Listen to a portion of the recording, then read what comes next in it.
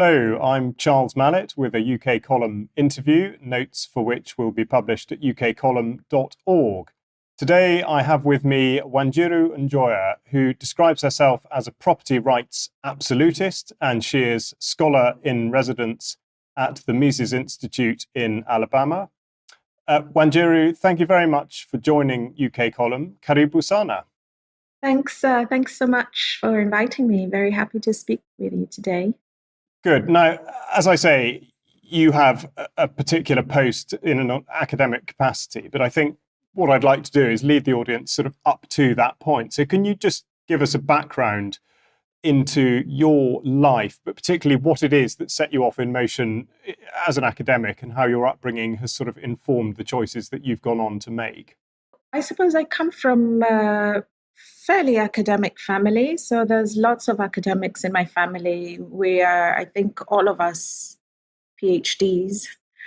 So I think I've just grown up in a very academic context, and it's been academic in the old sense, which is about being interested in reading and finding out about different fields and seeing how they all link together across the arts, the humanities, the sciences. So that's how I got into academic life. And my academic background is in law. So I have a bunch of law degrees, and I'm interested. So law, in an academic sense, is less about litigation and going to court, and it's more about how we think about law, how it influences our life, how it reflects on our culture and our society. So you said earlier that I describe myself as a property rights absolutist. That's what it is. A lot of my writing is about what do we mean by property rights? Why are they important? How are they linked to who we are as human beings? The idea of self-ownership. So it's very academic in that sense. It's not about, I suppose, what most people would think about law as how, fighting cases or something like that. So I've taught for many years in British universities. And as time has gone by, so most of my academic teaching and writing has been in property law, corporate law, these kinds of fields that are probably nothing to do with what most people hear me talk about these days, which is about equality and freedom of contract, freedom of association.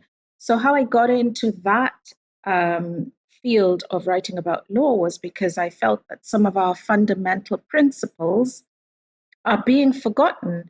So, it's very easy to talk about markets, which I talk about a lot nowadays, markets, buying and selling, free trade, these kinds of ideas. It's very easy to talk about that and to forget the fundamental underlying principles like freedom of contract and freedom of association. And I felt that these were being forgotten. If all you're talking about is people trading and the terms of trade, then it's very easy for governments to say, well, we could think of better terms of trade, so let's impose them. You've completely, at that point, unmoored yourself from the fundamental principles of liberty. So that's what my recent books have been about. Economic Freedom and Social Justice talks a lot about freedom of contract. Redressing Historical Injustice talks about the ideas I was describing earlier, self-ownership and private property. So I suppose that's been the trajectory of my academic career. And now I talk a lot about free markets at the Mises Institute, where about Austrian economics, which promotes free markets. And my input in that context is to explain why free markets are important, why capitalism is important. I think the article you saw was how capitalism defeats racism. So it's basically about saying why is capitalism of value to us as human beings? It's not just about trading in markets so you can make a lot of money, which is what many people think of. It's not just about profit making, but it's also about the human spirit, I suppose you could say, what we want to be and how we want to achieve our goals and things that we value. And that's important for everyone, regardless of their race. So that's been a stronger theme in my writing in more recent years. Excellent introduction. Now, before we get into exactly what you were talking about, the sort of relationship between capitalism and racism, there are a few other things I'd like to go through, but particularly in relation to the Mises Institute and the sort of the genesis of it, but particularly given the circumstances around academia in the wider context at the moment and how challenging it is to express the sorts of views you have, reasonable as they may sound to the audience, the UK column audience, certainly.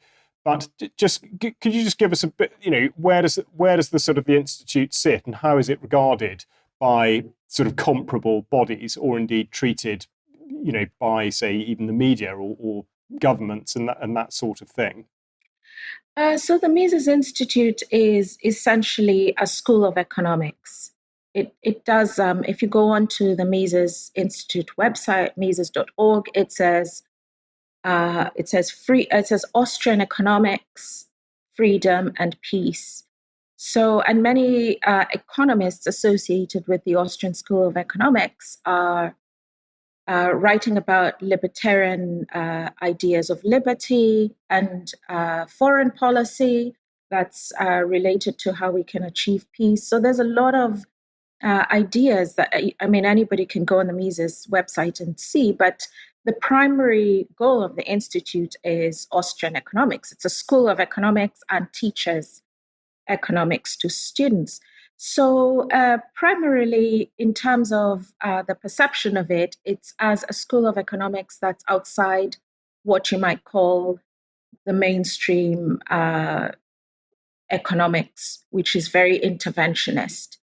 So Austrian economics is a school of economics that says that the government should stay out of regulating markets and that exchange between human beings is based on voluntary exchange.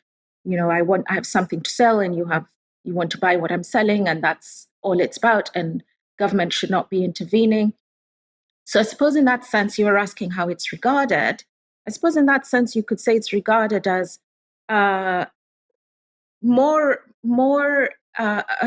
as stronger in its defense of the free market than the mainstream.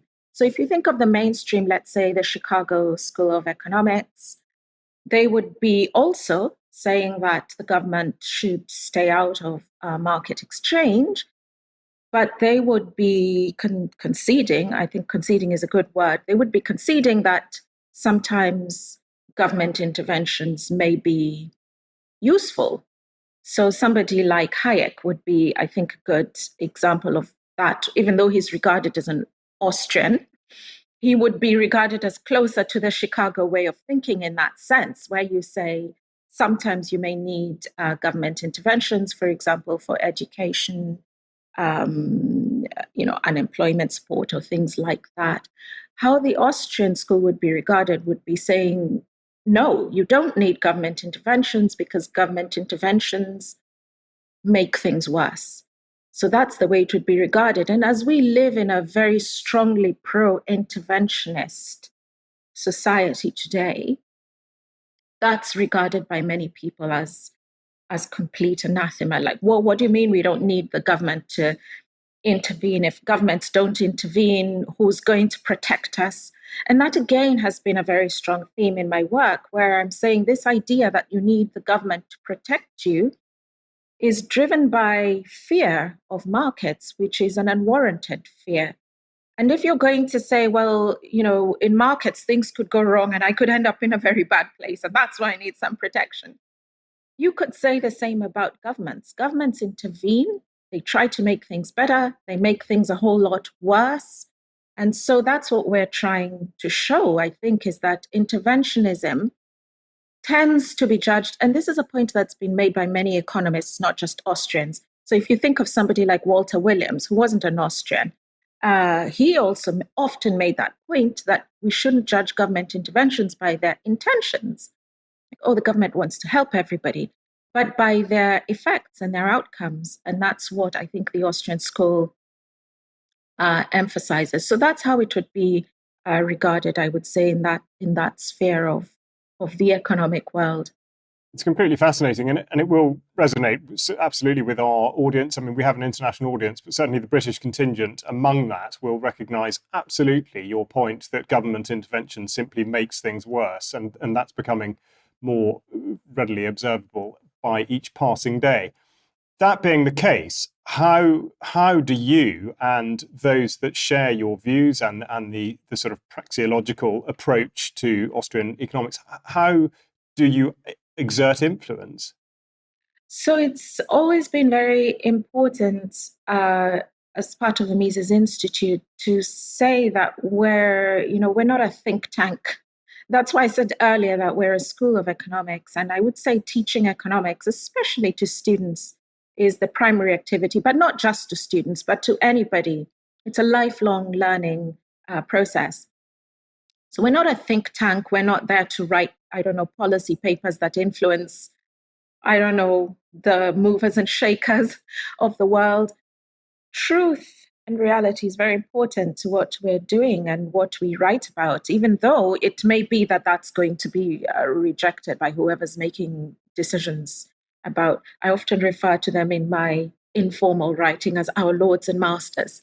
Okay, maybe they don't care about truth or reality, but we are insisting that truth matters, reality matters. So I've had a few recent articles on that. I'm critical of this idea that, oh, there's no such thing as truth. You have your truth, I have my truth. And, there's no such thing as reality. Reality is a social construct. You make your reality, I make mine. So we are talking about truth and reality without regard to whether the government is listening or whether it's influencing them or not. They probably don't care what we're saying, but we want to reach people out there who are looking around and thinking something doesn't seem right. So, just to give an example of what I'm describing, in my last book, which I co-authored with my Mises colleague, David Gordon, it's called Redressing Historical Injustice. And in the forward to that book, the preface to that book, I should say, David Gordon writes that we know that our view may not be popular. We know that our view may not be influential. We're saying we shouldn't be paying reparations to people for historical injustices that happened before any of us were born. And we know that may not be a popular view, because what's popular is for people to say, oh, I want my reparations. I want my money from the government. So we know it's not a popular view, but we still think it's important to express the truth. And we also believe that many people out there want to know what's true. So that's whom we're trying to reach. Yes, I think really when I was talking about influence, yeah, you're quite right to clarify there, of course, that you're not in any way a think tank and you're not seeking to have that sort of engagement. But I think really I meant through the sort of alumni body, those that have been educated by you and your colleagues. Where do they go off to, and what sorts of things are they getting involved in that you can sort of track that that path through? Oh, that's a good question. I'm not sure that I'd be best qualified to talk about that because I haven't tracked it myself. But just based on what I can see, and from the students that I've met and people that I've met at Mises conferences, there are people in all walks of life doing all kinds of, they're lawyers, they're doctors, they're economists, they're academics, they are businessmen, homemakers, young students, young teenagers, as older students at university. So it's a whole spectrum of people who are in all walks of life. And that is actually the goal, because we think of economics as life, as what we do, as our daily interactions. We don't think of it as some specialist activity that a few, the chosen few are going to be participating in. So that, we have Austrians everywhere. I read somewhere, I forget who it was who said this, who said that if you're thinking rationally, and if common sense is important to you, and if you're interested in how society is ordered, and you're interested in what works, and you're interested in productivity and prosperity, then you're probably an Austrian. These are the principles of Austrian economics. So I wouldn't say there's a specific field of influence that Austrians are in. I would say that they're everywhere.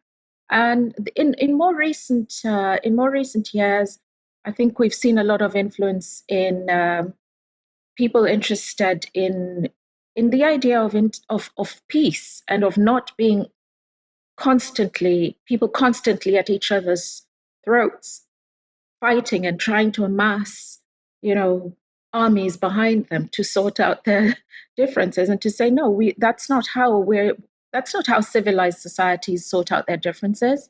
So the influence of Austrian economics is spreading, I think, in all these different fields. That's terrifically heartening, especially, as I say, in the current academic climate, or at least the way that it seems to be going in the Western world. Tell me, though, because I wonder how this translates. I think people listening and watching will absolutely follow exactly what you're saying and completely understand the sense in it. How, though, on a practical and personal level, do you either individually or sort of in the way that you would suggest to other people, how do you practice that? How do you sort of disassociate yourself from government influence at the individual level? Right, thanks. That's a good question. So, my input into this, as I say, my background is in academic law. And I think I was mentioning earlier how much people have forgotten what I consider to be our fundamental principles of Western civilization, if I can put it that way. So, just to give you an example, this is something that I've noticed. As I say, I've been teaching in law schools for about 30 years now in many different countries. I spent some years in Oxford, I spent some years in Cambridge, LSE, Exeter. I spent some years in Canada as well. So I think I've experienced quite a wide range of students. And what I've started to notice over the years is that they're forgetting what we used to think of as common sense principles. That they don't hear it at school anymore. All they hear at school these days is, anti-racism, diversity, equity. That's all they hear. And nobody talks to them about things we used to think of as common sense, like the importance of the individual and of free will and of choice, these kinds of ideas. I remember when I was at school, we were constantly being told that it was up to us to make the right choices and that the future was in our hands. Almost daily in assembly, we got this message. Now, the only message they get daily in assembly is people are oppressed. If you're Black, you're so oppressed. If you're white, you're oppressing everyone. That's all that they hear. So what happens at the end when you see them at university? They have no concept of, I'll just give you an example so the discussion doesn't get very theoretical. To give you an example, teaching equality law, looking at the Equality Act, which is a statute. And normally when you're reading statutes in law school, the words of the statute matter. That's the whole point of statutes. It's not like reading cases where you're trying to understand the facts, you're trying to understand the context, the history. When you're reading statutes, the words matter. So you get students to read the words. And it states very clearly in the Equality Act that this is a duty on public bodies. It's a duty on employers. That's very clearly stated. And so you ask a follow-up question to students about, 20, 21 years old. Do you have a duty to observe the Equality Act when you're choosing your friends? Can you discriminate against people when you're choosing your friends? They say, oh, no, you can't. That's illegal. The Equality Act says it's illegal. Nowhere in the Equality Act does it say it is illegal to choose friends. It doesn't say that. So where are they getting that from? It's somewhere, I would say, almost in the air around them, that they're thinking, surely it must be illegal. Even though the words don't say that, they start thinking, maybe I'm reading it wrong. Because from what I've been told my whole life, this is illegal, you're not supposed to do this. It doesn't even matter. Sometimes I push them just to be the devil's advocate. I say, so when you're going on holiday with your friends, should you make sure that all your friends represent different races? Then they start thinking, yeah, this is what equality law says we should do, which it isn't. So that's just to give you an example of what I think is important in terms of my own influence, is to say to people, Look at the laws that you're making. Look at how they're being enforced. Think about the lies. I think lies is a good word to use. Think about the lies that you hear around you and be prepared to stand up and say, no, that's not true. And then here you come up to the other problem where people say, well, what do you mean that's not true? That's true for the person who's talking. So that again, we're back to that issue where they've forgotten what truth is. So I make very simple points. I say, read what the government is telling you, push back if you think it's not true, push back if you think it's wrong, remember what's right and what's wrong, remember your own liberties, and don't be beguiled by people saying it's the progressive way where you have to follow, all kinds of rubbish that they tell people. Here's what you have to follow because it's progressive. And normally you would expect any common sense observer to say, well, no, that's rubbish. But they don't. They just think, oh, well, maybe if this is what all my professors are telling me, maybe this is what's right. And I strongly argue against that.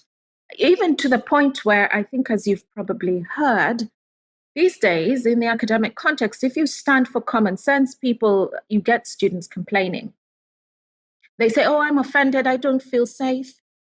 So it's very hazardous to even speak about very basic truths such as I'm describing, which are not even controversial. It absolutely is. And as you say, it beggars belief that any of that could be regarded as controversial. But let's make a better effort to get into something that is more controversial. So we'll deal with racism and specifically the definitions of it. Because as you say, common sense is one thing, people should read stuff, but even when they do. So what I've done is I've got the dictionary definition from Merriam-Webster and then how they added to it in 2020, which you, I'm sure, could probably read verbatim off the top of your head. But for the audience, the original definition was that racism is a belief that race is a fundamental determinant of human traits and capacities, and that racial differences produce an inherent superiority of a particular race. Now, in 2020, in the wake of the sort of enormous surge of I suppose, support for the Black Lives Matter movement, they added, as a secondary definition, the systemic oppression of a racial group to the social, economic, and political advantage of another. And then, just to help everybody understand what they meant, they said specifically white supremacy. White supremacy. So, which, if either of those definitions of racism would you go along with, and how would you sort of critique that? I would critique all of it. The second definition you read is just critical race theory. That's what critical race theory teaches, and that's why people have been so against it. Because it teaches, the whole thing that you read out. One race is good, one race is bad, the bad race is oppressing the good race, white people are always guilty. In fact, I think they call bad things by a new name, which is whiteness. So, anything they see or look at this is going on in society, they say, oh, well, that's called whiteness. That's why they say abolish whiteness, destroy whiteness. There was this Dr. Shola, who wrote, eradicate whiteness from the face of the planet. They can say this because they're saying whiteness just means oppression. So they can say anything. They can say, what was the other thing they said? Slash the throat of whiteness.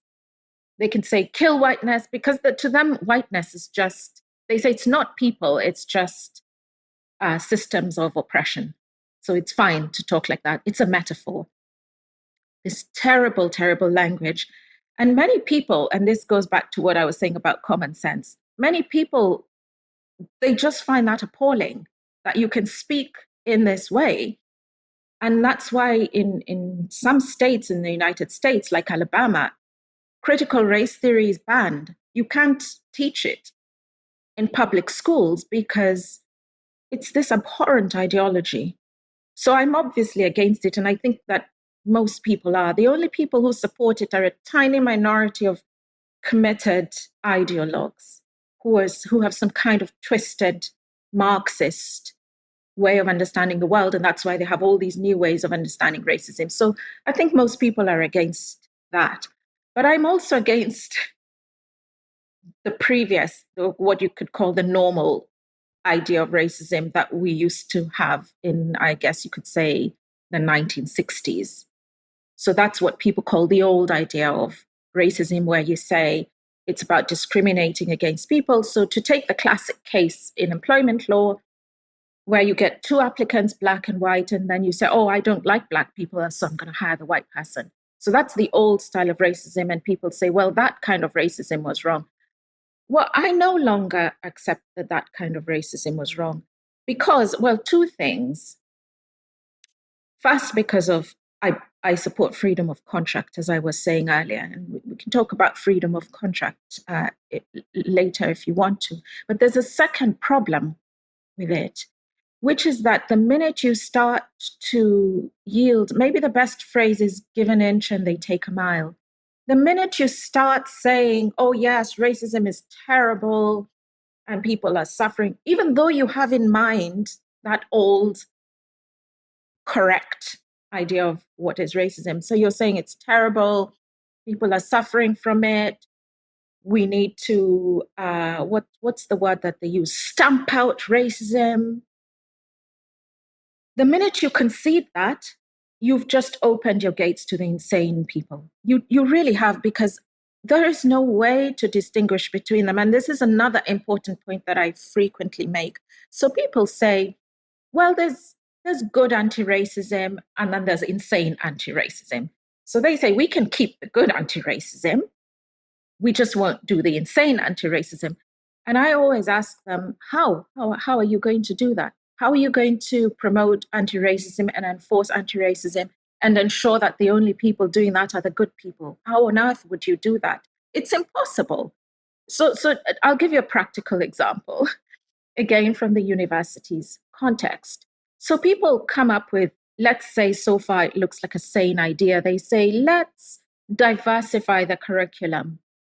So far, it sounds pretty sane. It doesn't sound crazy anyway. It sounds like somebody just saying, oh, well, let's read widely. So you think, yeah, cool, let's read widely. They say, so well, we don't want a predominance of Eurocentric views in the curriculum. We want world views, other views. So you think, well, that still sounds reasonable, because it sounds like all you're saying is expose the students to different literatures. I think everybody would say, yeah, great, expose the students to different literatures. They then say, we need to make space in the library for different literatures. So again, it's all sounding very sensible. People go along with a whole lot of it, this thing called decolonize the curriculum. Next thing you know, in the newspapers, they've abolished saying Anglo-Saxon. They've axed Jane Austen from the curriculum because she's complicit in slavery. They're telling academics that if you want a promotion, you have to show what anti-racism you're teaching in your classes. Mathematics is racist. We need ethnic mathematics. Computer science is racist. Physics is racist because Isaac Newton, I forget what he did. He was complicit in slavery. So before you know it, that's where you are. And what I say to people is, if you're saying you want to do the good anti-racism and you don't want to do the insane anti-racism, where are you going to draw the line and how? So they say, well, you can put the right people in there who are not the activists, because it's the activists who do all this insane stuff. So if you just put the sensible people to do the anti-racism, then we're going to do good anti-racism. So here's my question. What sensible physicist, let's say you're a nuclear physicist, you've been reading physics your whole academic career, what sensible nuclear physicist is going to devote his career henceforth to telling you who is white, who was a racist, who invested in, I don't know what, slave ships? He wants to do nuclear physics, right? So you always end up with the activists doing these jobs, people who have no education except for a degree in grievance studies. Those are the only people who want to do this anti-racism, decolonize. So I think one decolonized book we had recently was called the psychosis of whiteness. So the person who wrote that psychosis of whiteness is a professor of Black studies. These are the people in a department of Black studies. These are the people who want to do this work. And it will always be that way. You are never going to persuade a brain surgeon in the medical school who you think he's the sensible person. You are never going to persuade him to stop doing brain surgery because you want a sensible person to reorganize the library and take out all the, and I don't know, colonizer books. So the problem is inherent in this idea that we need to stamp out racism. And that's why I say to people, forget stamping out racism. First of all, we live in the least racist age of all time. Tony Sewell did a whole study of that and wrote a report. He was commissioned to write a report on this in the UK some years ago, where he says the UK is not a racist society. You aren't going to not get a job because you're racist. So forget about stamping out racism and let's focus on the things we should be focusing on, like how to get students a good education, how to support them in an increasingly challenging world. You know, all these challenges, how to fix our healthcare systems, all these challenges we should be focusing on, not so-called racism. Well said. Now, what I want to go back to is your reference to twisted Marxism, which I think can be used as the sort of touch paper for an awful lot of things that we might regard as having gone very, very wrong indeed. And to cite an example, I'll just refer to a comment you made on Twitter, or X as we are now supposed to call it, recently about a horrific work of public art that's about to be put up in London, or possibly has, by the mayor, Sadiq Khan.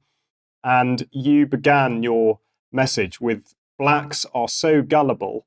And then you went on to effectively sort of paraphrase what Khan was saying, which was that you're so important and we can show how much your lives matter by celebrating your criminals, a reference to George Floyd having previously been there sort of represented in sculpture. Now, for those that can't see this broadcast, Wanjiru is black and I am white. My question, therefore, is how much pushback do you get when you make remarks like that? And what do you think would happen if I'd sent that message? I don't think I get pushback. What I get is people trying to silence me, you know, with very crude methods. You know, I don't tend to get anybody pushing back on my arguments. I don't tend to get people saying, no, you're wrong. Black people are not gullible. Black people are not celebrating criminals. In fact, the criminal I had in mind there was, yes, George Floyd. His murals are everywhere, and school children being told to kneel down and worship him. But it wasn't just George Floyd. It was also that criminal that the mayor of London erected in Trafalgar Square on the fourth plinth. He murdered British settlers in Malawi. It was a gruesome attack. He beheaded one settler whose descendants, you know, this is, to them, it's recent history. You know, to them, this isn't ancient history. This was their grandfather, I think, because his daughter was only 4 years old, about 4 years old at the time, and she was there. So this, to the family, it's not ancient history. And they see the man who murdered their grandfather, great-grandfather, on a plinth in Trafalgar Square, and they're upset. Of course they're upset and distressed. So that's what I'm against. Nobody ever pushes back and tells me, no, we think it's okay to, we think it's okay to celebrate murderers. We think it's good to celebrate children. Nobody ever pushes back on the arguments. Instead, they just try to silence me. Typically, first of all, they'll say, "Oh, you're not really black. You're a white man on Twitter pretending." You're a white man on Twitter pretending that you're a black woman. Whose picture did you steal? So you get those nutters. But then you also get the ones who know me saying, or you're just saying what someone paid you to say. Well, all these are ways of trying to tell me to stop saying this, because they're saying, oh, stop you, whatever your paymasters have told you to say. They never address the arguments, which shows that they have no arguments to make in support of what they're doing. What would happen to you if you were to say this? Well, it goes back to what we were saying about racism. They'll say, you're a racist. That's why you're saying that. And that's why I think this links very well to the point I was making earlier, which is I was trying to say there's no good form of stamping out racism, because it'll be used in exactly a case like that, where they'll say, oh, you're only saying that because you're a racist and we're trying to stamp out racism, therefore we're going to stamp you out. Absolutely. Yeah, no, I mean, I think you put that so well, and it will absolutely, well, it highlights the absurdity of the situation, but it articulates it very well. Now, let's get into property rights, freedom of contract. And just, I mean, one of the big areas of this, as you say, is sort of reparations and claiming land from, time gone by. I mean, how is that manifesting now? And really, what's your view of these claims that we see in various parts of the world where people appear to be sort of being put up to making claims for land that they say, belong to their ancestors? Right. I want to talk about freedom of contract specifically later, because that's linked also to what we were talking about, racism. But on this question of reparations and people asking for land, one reason why my colleague David Gordon and I wrote this book, Redressing Historical Injustice, was because we wanted to address all the arguments that are presented to support reparations. Because what tends to happen in the public debate, people will raise one argument, and if you counter that argument, they don't engage with your counter argument. They just move to a different argument. When you counter that one, they move to a different argument, and then they'll be right back to square one. But the point is that the debate tends to go round in circles, and so you can never pin them down. So they'll start by saying, that's the argument that you mentioned earlier, you stole my land. I actually wrote an article with this exact title that's just published in the Journal of Libertarian Studies, where the title is, You Stole Our Land. So that's what they start by saying, because theft of land is something that everybody would say is wrong. So if you stole somebody's land, you should give it back. So they start by saying, you stole our land. And you then ask them to prove it, and they can't. And this is one point that I have often made, is that if people could prove that the land was stolen, they wouldn't be in the news saying you stole our land. They'd be in court. That's where you go when you have evidence of your thing that was stolen, or you go to the police. You say, my car was stolen, and here's my proof that it's my car.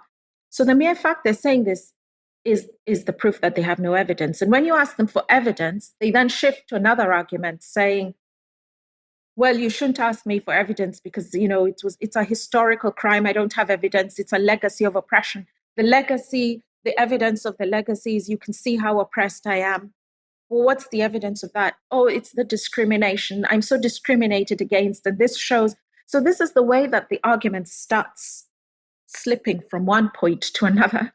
And so we thought, if we put all the arguments together in a book, we can show how all the arguments are wrong. None of the arguments stand up. And the only way they're able to create the perception that they have a good argument is because in the public debate, typically they will be making one simple point. They will be saying something like, one thing they like to do is to show grievances.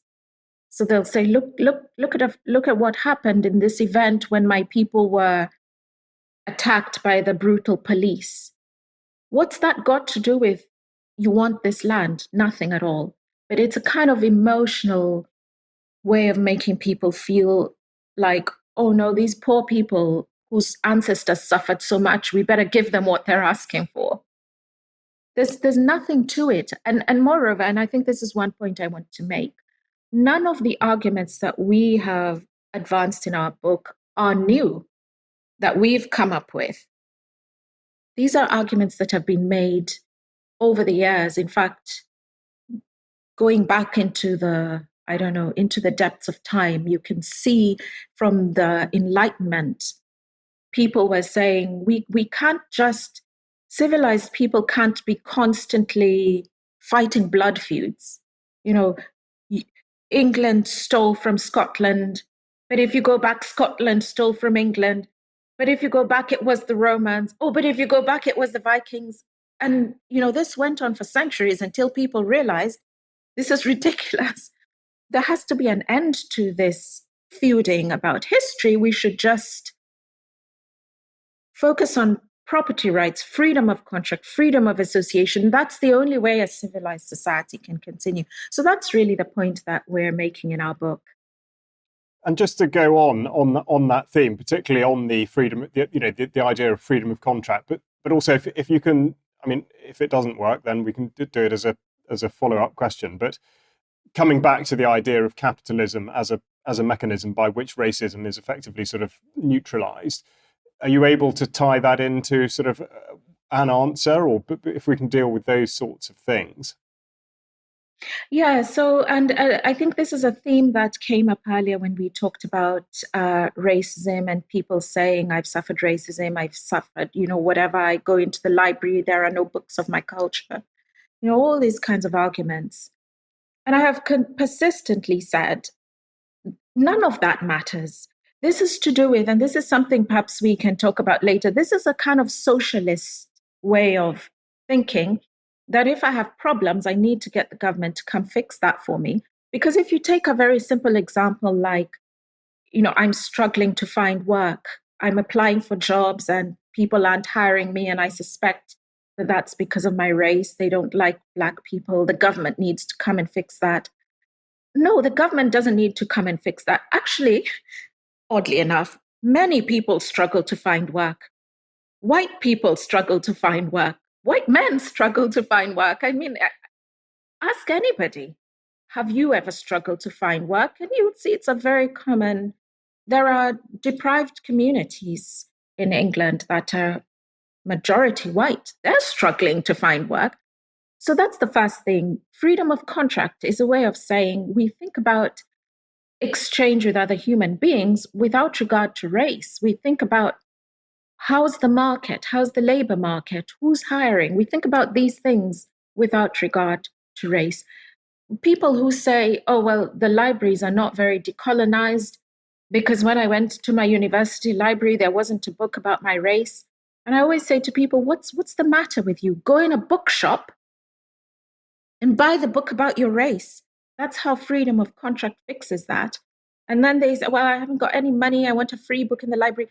If you go on Amazon and you type in a book about your race that you really, really want to read, someone's selling it to you for pennies. And this is what I mean when I say freedom of contract in the market liberates. That's how you buy books about whatever you want to read. So my parents are a good example of this. So my parents were in the States in the 1960s, when I can assure you the libraries were not decolonized, or I don't know, the curriculum wasn't decolonized.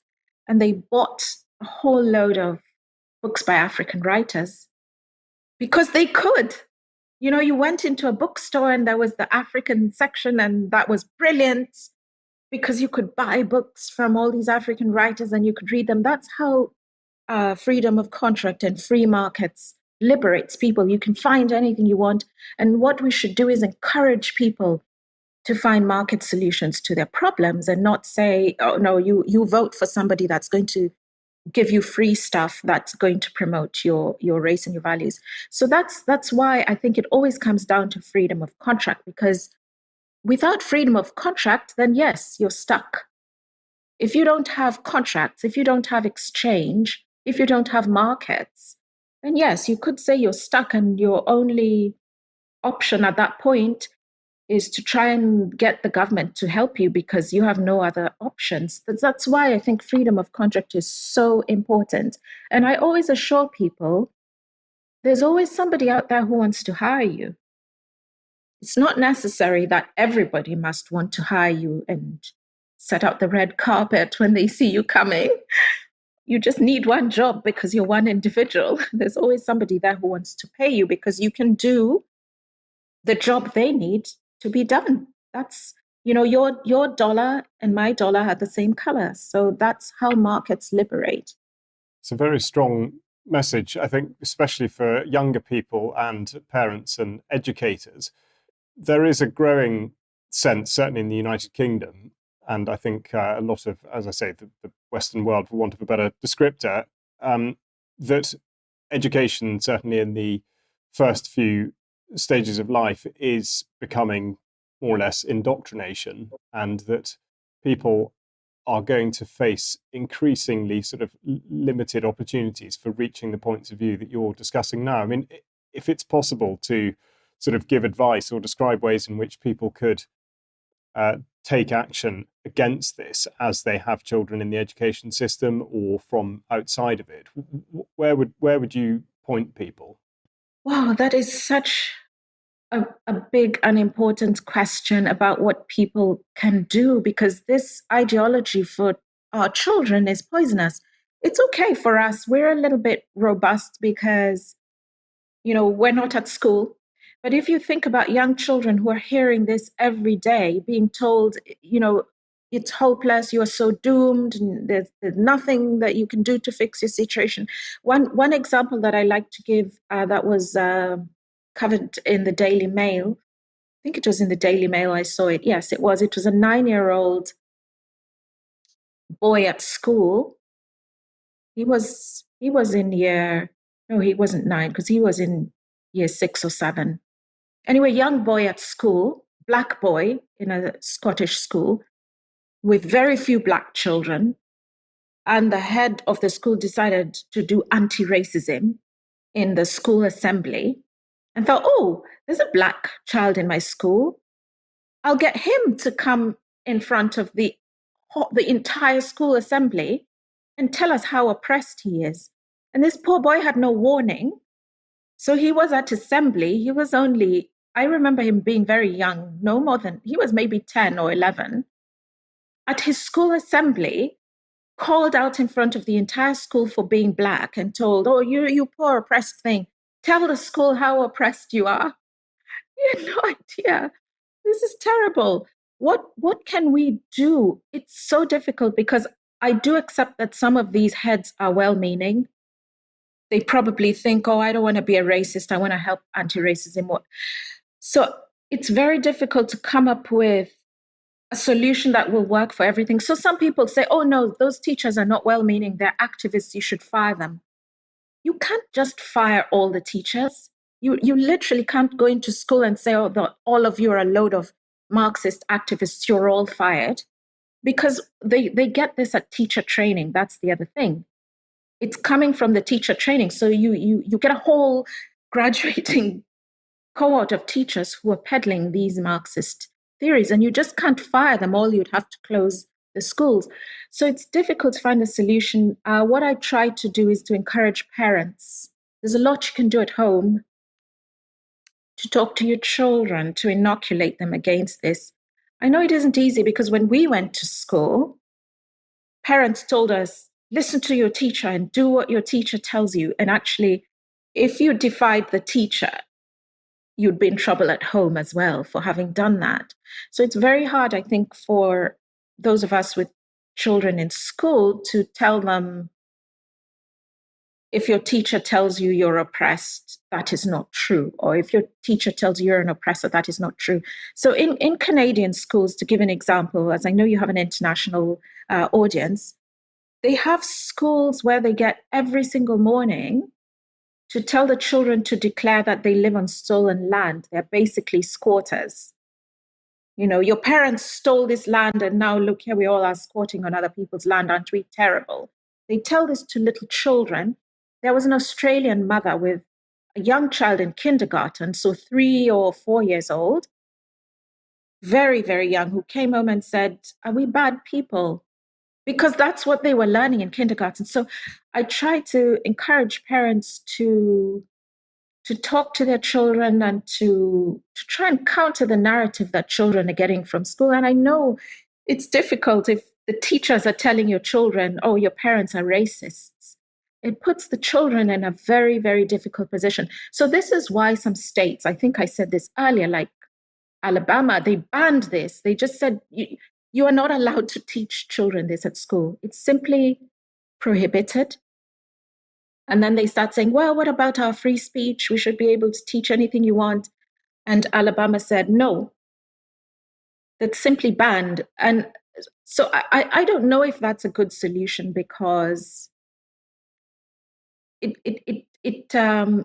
and I just wrote an article about this actually. It seems to fly in the face of what we promote, which is free speech and freedom of inquiry. You can't say, let's promote freedom of inquiry, and then say, you are not allowed to tell the pupils this and you are not allowed to tell them that. It's not a good way to resolve it. So because there's so many there's so many spinning plates, what I try to say, and this is what I said in my book, Economic Freedom and Social Justice, it's like playing whack-a-mole. You can't try and put out all the different fires. And what I think is the best way to resolve all these issues is to stop with the whole racism is terrible and we need schemes to promote racism, because that's where the rot begins. You can't go into every classroom and see what each teacher is saying. You can't look at everybody's syllabus to see what's on there. But what you can do is to stop promoting anti-racism. It's the fact that it's being institutionally supported that's the problem. Because we've always had Marxist teachers, right? I had a Marxist professor at school. They've always been there. That's fine. They didn't cause any harm because people listen and they're convinced or they're not. That's not a problem. The problem we have is when the entire curriculum is promoting this and people are getting fired if they don't do it, or being told you won't get promoted if you don't do it. That's where the problem comes. Absolutely, yeah. I mean, it's, as you say, it's a very, very tricky area to sort of even consider offering advice upon, of course. Now, related to this is I say concept, the definition of equity, and you've compared it or likened it with apartheid, saying that it's the same thing in different clothes, which I think is very well put. Would you just explain what it is you mean by that? So apartheid was a system of separate development. So the theory behind apartheid was races have different cultures, races have different priorities, different hobbies, different habits. So they should develop separately because that allows them to decide their own priorities, whatever they want to do. That's what apartheid was in South Africa. So the Afrikaners would, do whatever it is Afrikaners like doing. And the different African tribes, the Zulus would do whatever Zulus want to do. And, the Swazis or whoever, they've got their own republic. Every African people would just do whatever it is they want to do. So that was the idea of separate development. You wouldn't have schemes where you're trying to get everybody to be in the same development program. So they had a system of education in Afrikaner schools, and they had a system of what they called Bantu education in the Bantu schools, and it ran separately like this. And everybody said that's abhorrent. People went on marches all across the West saying this is wrong, you can't separate the races. And they put economic sanctions and collapsed the country. Now, what is equity saying? Equity is saying, well, some races are oppressed and other races are the oppressors. So they have different needs, because if you don't help the oppressed races, there's no point having equality because they're not in a position to benefit from it due to their legacies of oppression. So we need separate systems so that the oppressed people can have their own safe space, and the oppressors can, they can go into room 101 or wherever we send the oppressors, So again, we're separating the races. They have things like blackout theater, which is a theater show only for Black people. They have events in schools called, I think they're now calling it affinity groups. The names change, but I think now they're calling it affinity, where they say it's only for Black people. By the way, they never hold them only for white people. They say it's only for Black people because they're the oppressed people. Banks and large corporations saying we have a graduate career track for this race of people to help them. The Bank of England recently had one. It was all over the newspapers where they said, we'll get school children to come to the Bank of England and learn about what we do. But it's only for the Black children because, they're so oppressed. That's exactly the same thing as separate development. You're saying we need different paths of development for people according to their race. It's exactly the same thing, just with a different name. I often say if the Afrikaner nationalists had called their scheme equity, they'd still be in power to this day. It's because they called it apartheid and people said, oh, that's wrong, you can't do that. But we're doing exactly the same thing. We call it equity and everybody says, oh, that's very good. Well, yes, we should definitely do that. And the other thing they complain about apartheid is they say, well, it was dishonest because even though it was called separate development, they say that actually the separate development was used to favor white people. They called it separate, but they say, well, what they really did was to favor their own. Well, isn't that what equity is? Equity says we want special schemes for Black people, but then they're given favors. They're given jobs, opportunities, promotions, pay rises. That's exactly the same complaint we had against apartheid. So it's hypocritical, and I think it's unsustainable for a society to be founded on hypocrisy. I think it matters. So socialists say, and I know that they've said this because they talk about this a lot in the context of the environment. When all these celebrities fly in their jets and then they say, oh, you must all stay at home. And so the idea of hypocrisy has arisen in the environmental context. And what they say is that it doesn't matter if they're hypocrites because they say it's true that the planet is dying and it's true that if you stay at home, that will help. So never mind whether I'm flying in my private jet because what I'm saying is true. So that's the way they reason. So they reason the same way in relation to equity. They say, well, it's true that equity is just like apartheid, but we are now doing it from good motives. So it doesn't matter if we're being hypocritical. And I'm saying, yes, it does matter. It's your society that's founded on hypocrisy is volatile because, first of all, people don't like hypocrisy. They become resentful. They become angry. They'll be out on the streets rioting, and you can't fix that by just throwing them all in jail. People don't like to be taken for fools. That's why it matters if we're running a hypocritical system, and that's why it's wrong. I'm against it. You can probably tell the way I got fired up. I think it's very wrong. I have got that impression. I think the audience will too. But you're absolutely right. Hypocrisy is the defining theme of this era, really.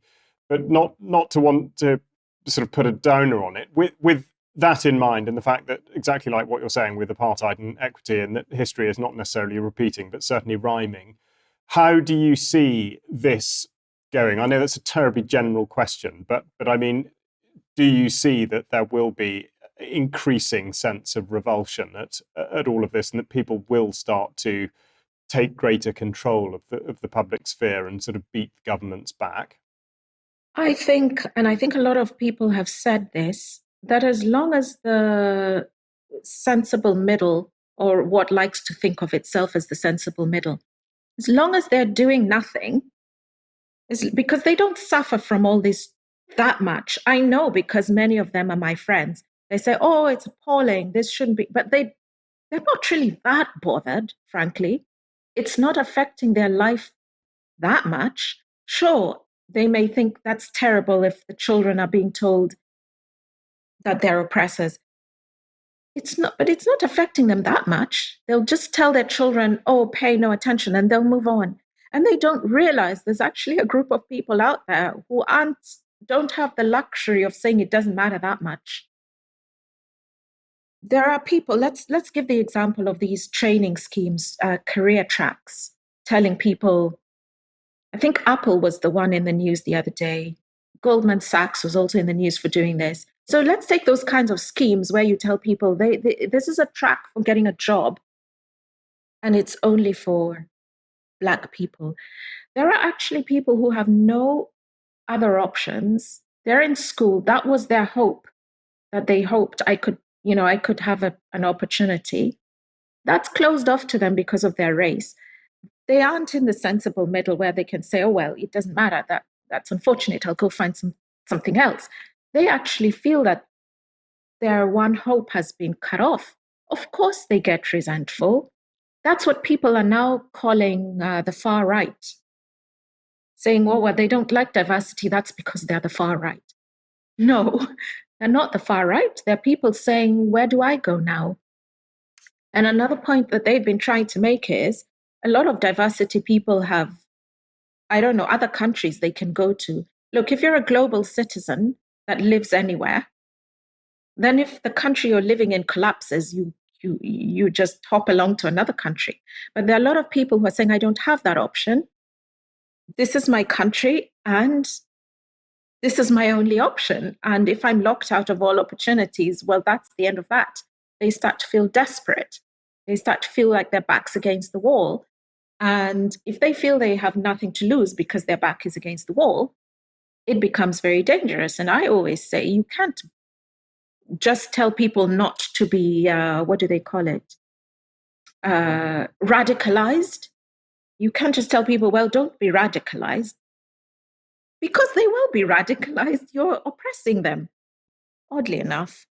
So this is why I think it's very dangerous. And who can we appeal to? I think, and what I try to do, if I can, is to appeal to what you might call the sensible middle, who are saying, well, it's terrible, but it's not that bad. It is that bad. And I think that we should end what we call, we'll just do good equality. Oh, one thing that they like to say is, we will not do equity, but we will do equality. And I like to say no.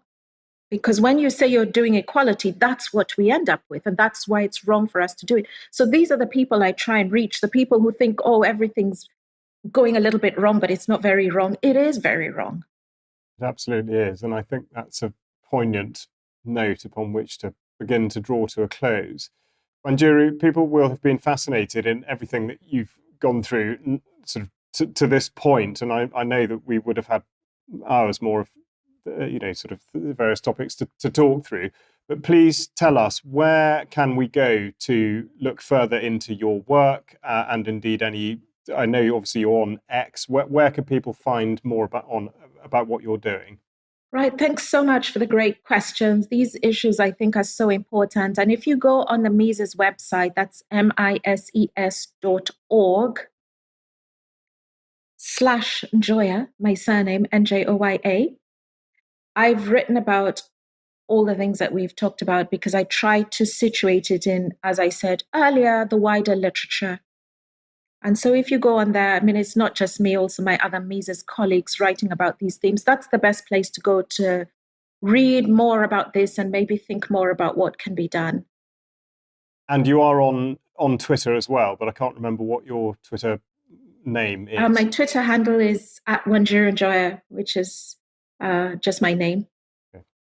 So Perfect. You can find me on there. Yeah. Absolutely. And as I said at the beginning, we'll make sure that all that goes into the notes accompanying this interview. So, Wanjiru, thank you very much indeed. Now, just a quick one to the audience who will have had an awful lot to think about, but I'd just like to say, please do consider supporting UK Column financially if you're not already doing so, but are in a position to. It's for £5 a month, and it will help us to continue to bring interviews of this quality to you. But it's been a real pleasure to listen to, Wanjiru. Thank you so much for joining us, and I hope you'll keep in touch. Thank you so much for having me on your show, and thanks so much for the great questions and discussion.